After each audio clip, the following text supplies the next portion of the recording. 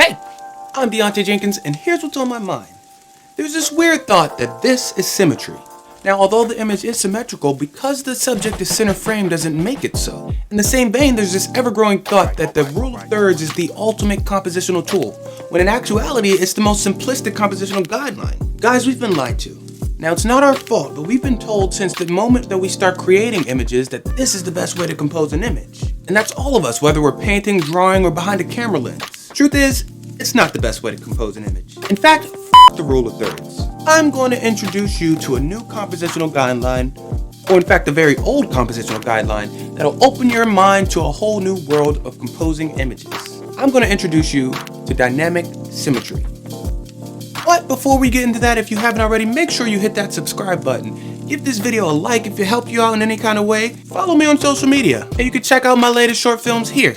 And now that that's out of the way, dynamic symmetry. Dynamic symmetry isn't new, it's actually old, like very old. All of the master painters use dynamic symmetry to compose their images. But somehow over the years, dynamic symmetry has been whittled down to just this. Da Vinci would be laughing if he saw all these artists composing their images with the rule of thirds, because he knows that it's more complex, more eye-pleasing, but just as simple to learn. So let's break this down, but to do so, let's figure out what symmetry actually means. Symmetry is the quality of being made up of exactly similar parts facing each other or around an axis, which is why people think splitting an image right down the middle is symmetry. It's symmetrical, but not symmetry. I mean, this image is symmetrical, as is this, and this, and this. And not one of them are split down the middle or center framed. But how is that possible? Well, symmetry is just simply splitting something into equal parts. In this case, an image. You see, if you take any of the images that I showed you and you break them down evenly, eventually you will reach the focal point. That's what symmetry is. It's finding the most eye-pleasing focal points of an image. Now, what this grid does is it takes symmetry and makes it dynamic. So you can not only compose symmetrical images, but images that are eye-catching and beautiful and attention-grabbing, all while staying away from just simply using the rule of thirds. The rule of thirds. Dynamic symmetry is great because it uses horizontals, verticals, and diagonals in all different directions to create images. Now, this is just a basic armature of a dynamic symmetry grid, but there are so many ways to use dynamic symmetry that we're not going to go over today.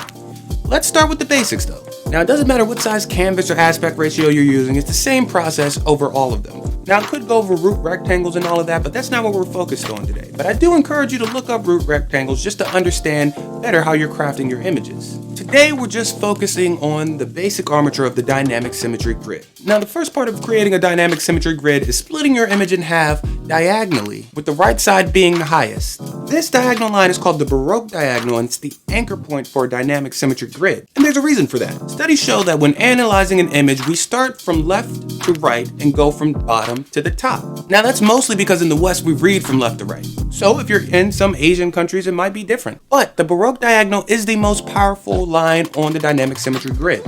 Now, already we're able to compose with just this line. We can have someone lie across this line. We can have an important or heroic character at the top of this line. With only one line, it's already a powerful tool. Placing someone along this line is an easy way to compose an eye-pleasing image. But we're not looking for the easy way out. Now, the opposite of the Baroque diagonal is the sinister diagonal, and it goes in the exact opposite direction of the Baroque.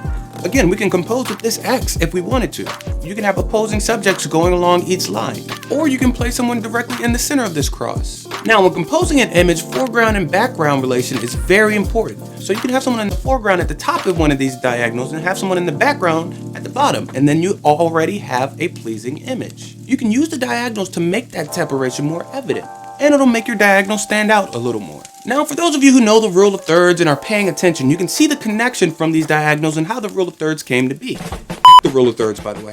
And just with these two lines, you can see how basic the rule of thirds is. But it's time to go further. Now that we've created the Baroque and sinister diagonals, we have to create the reciprocal diagonals. And we do that by intersecting each of these at 90 degrees. I know, what the hell does all of that mean? I'll show you. If you know anything about the golden triangle, you'll see that it is a fragment of this, the dynamic symmetry grid. With the golden triangle, you have either the Baroque or sinister diagonal, and then you have a connecting line at 90 degrees from the opposite corner. That's what the reciprocal diagonals are. You just take them and go a little bit further. You can see it in use here, here, here, and here. and here, and here, and here.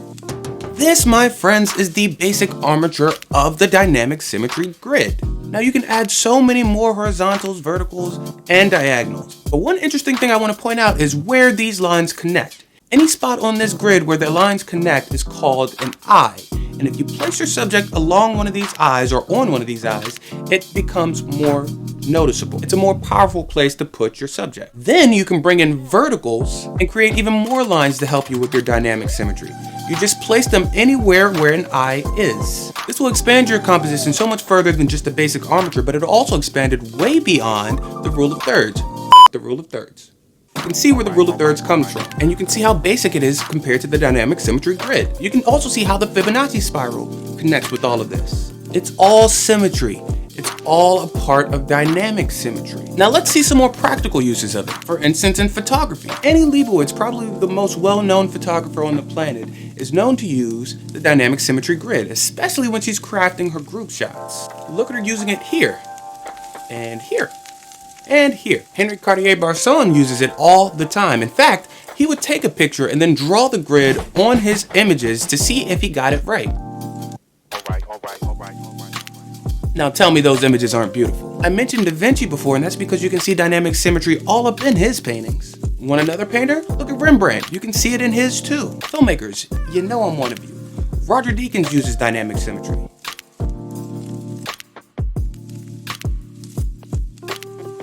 Paul Thomas Anderson uses dynamic symmetry. Spielberg and Kaminsky used dynamic symmetry.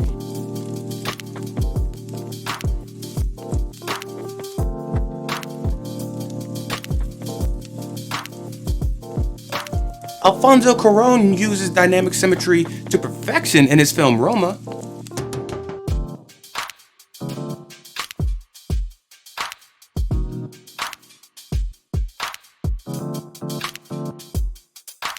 Look, the point is, all over art, the most eye-pleasing and beautiful images usually come from using dynamic symmetry.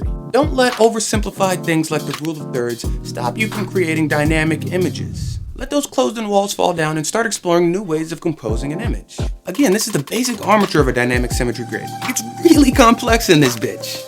But if you learn it and you use it, you'll start to understand how eye-pleasing images are created and start to be able to create them on your own. And I guarantee you that it's worth it. But then again, what do I know?